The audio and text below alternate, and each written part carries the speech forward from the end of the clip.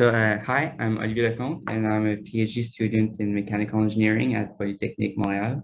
And today I'm going to talk to you about my method to develop a systematic literature review. I structured my presentation so you can first get a good idea as to why a systematic review can be helpful to you. I'll also talk about Prisma, which is a really helpful structure in the form of a checklist to guide you through your own literature review in order to show you what the different steps can look like while I present them. I'll go over my preferred methodology, which will give you an example of the implementation. Is there an issue with this sound? That's normal? Okay. Yeah, maybe.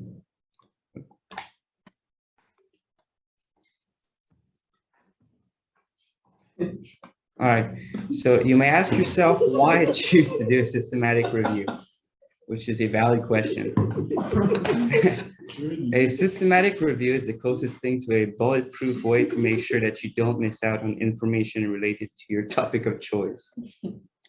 What made me choose the subject of systematic literature is that I recently had to define my own research project, and I wrote an article in that context, and it took me some time to figure out a way to make a thorough investigation of the field and to make sure that I don't miss out on what has already been done.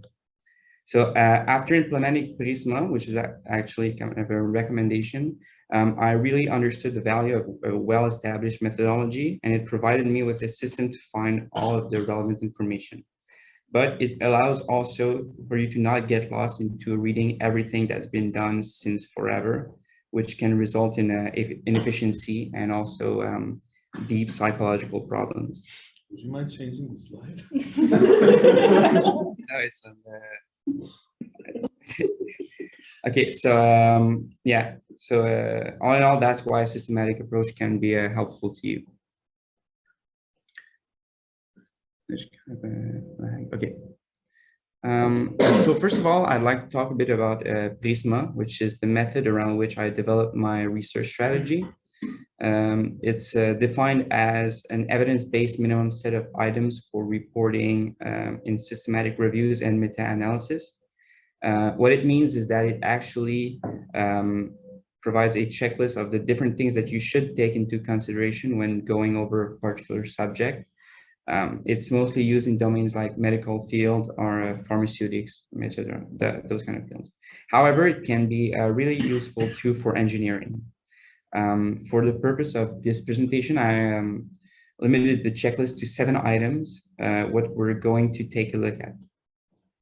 I decided to do that because the points focus mostly on, the other points focus mostly on how to treat your data, whilst I preferred to discuss how to gather the said data.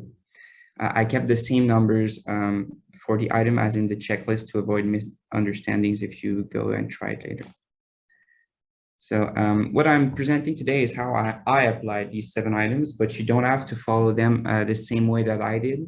I think it's important that everyone develop their own methodology around the checklist.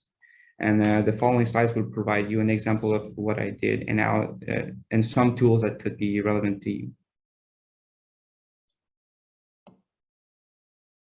So first of all, you need to describe what your rationale is for the review that you're doing. So in other words, you need to explicitly formulate how your review is different than what it is already out there and what it provides to the scientific community. This is usually kind of a short text between 5 and 10 lines.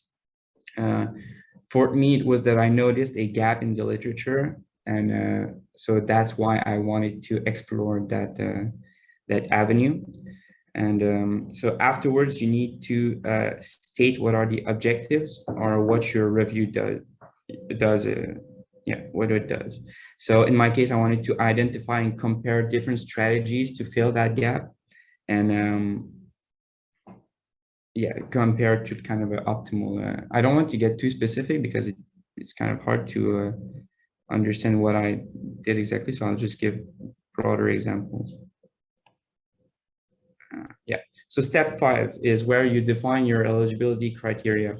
So this is an important step since it's partly what will allow you to restrict the quantity of elements to be read. You can use criteria such as the date of publication, the region where the study took place, or even add restrictions on the methodology that is used. It's really up to you. However, you should not restrict too much the eligible content, as you end up with a kind of a distorted vision of the state of the art. So it's all about really finding the appropriate balance. So in my case, I allowed all study locations and sample size because it's not really a field that's really studied. So I didn't really care about the sample size. The study also, for me, had to be done on adults, but my exclusion factors were that, for example, for me, the patients could not have any nerve damage or other specific problematics, and I excluded studies that were older than 20 years. Okay, so at step 6, you need to specify what databases, registers, websites, reference lists, or whatever other information source you will consult.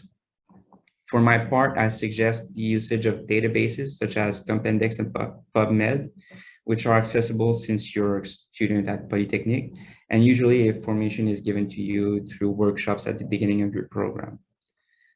It's really easy to use, offer a lot of functionality, and are really comprehensive regarding your exclusion and inclusion factors. So you can use different semantics to put them into consideration. And also, most of the time, they allow you to set up a RSS feed to follow your research through time, and it notifies you if something of interest is published, which happened to me like a few times now, and it really is helpful to figure out what's new.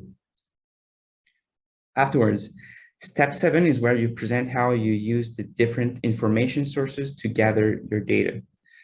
Since most of them require a specific semantic, you need to translate your research query to the proper form, which is what I identified as a formal strategy. So what you see in 1. You should probably have seen how to do it in some kind of workshop before. And if you haven't, it's really useful. So you should probably look it up on YouTube or something like that. This search strategy that I use for my part is a combination of different search algorithms that I put together to try to eliminate any risk of missing out on information. So I already discussed it a bit in my last SkillShare meeting, but I thought it was still relevant here. So to begin, I formulated the formal search strategy in both Compendex and PubMed. And this became kind of the initial state of a 3-layer research tree that I show in 2. And the research tree is established in such a way that the child nodes are relevant references from the parent nodes. So afterwards, the nodes of the first 2 layers, I do a local search around them. So what we see in 3, in order to find whether publications that have cited the content of the node are a significant amount of the same publications, which makes it derivative work.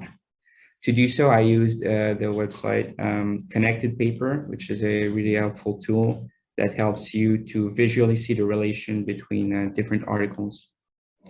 Yeah, and all of those steps helped me find a lot of useful content that I wouldn't have otherwise.